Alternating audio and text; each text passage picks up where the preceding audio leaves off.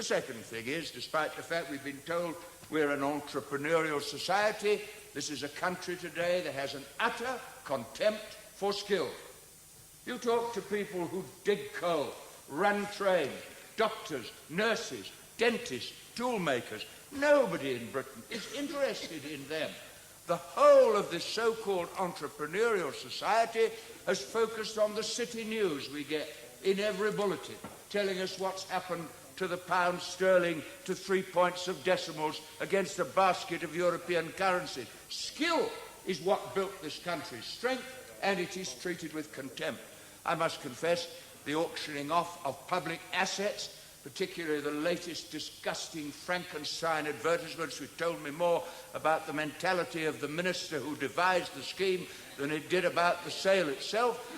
These are assets built up by the labour of those who work in electricity and by the taxpayer who put the equipment in, now to be auctioned off at half their price to make a profit for a tax cut for the rich before the next election comes.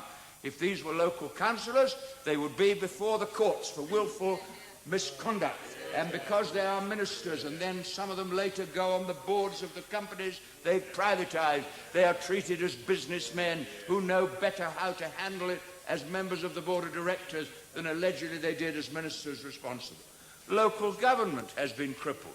Across the river is the London County Council County Hall, the seat of government of the greatest city in the world, empty, to be sold, because the government wanted to cripple local government.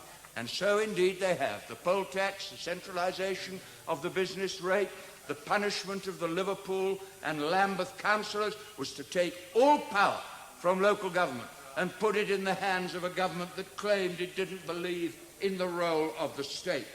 The undermining of the trade unions with less rights in Britain than they have in Eastern Europe. The tax cuts for the rich and benefit cuts for the poor, the censorship of the media, the abuse by the security services, the restriction of civil liberties. And when we look back on the 1980s, we will see many victims of market forces. I do not share the general view that market forces are the basis of political liberty. Every time I see a person in a cardboard box in London, I say that person is a victim of market forces. Every time I see a pensioner who can't manage, a victim of market forces. The sick who are waiting for medical treatment that they could accelerate by private insurance. They are the victims of market forces. And with the disappearance of the Prime Minister, who was a great ideologue, I mean, her strength was that she understood a certain view of life. And when she goes and she's gone, there will be a great ideological vacuum. And as Opal saying, we will run market forces better than she did, because her whole philosophy was that you measured the price of everything and the value of nothing. And we have to replace that.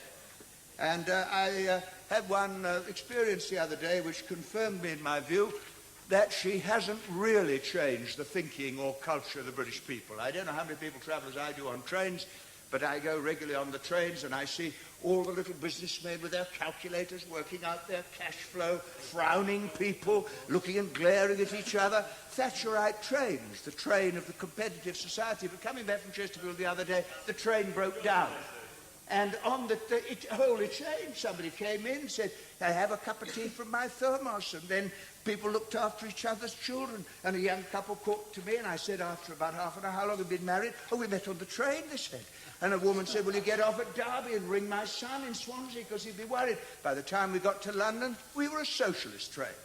Because you can't change human nature.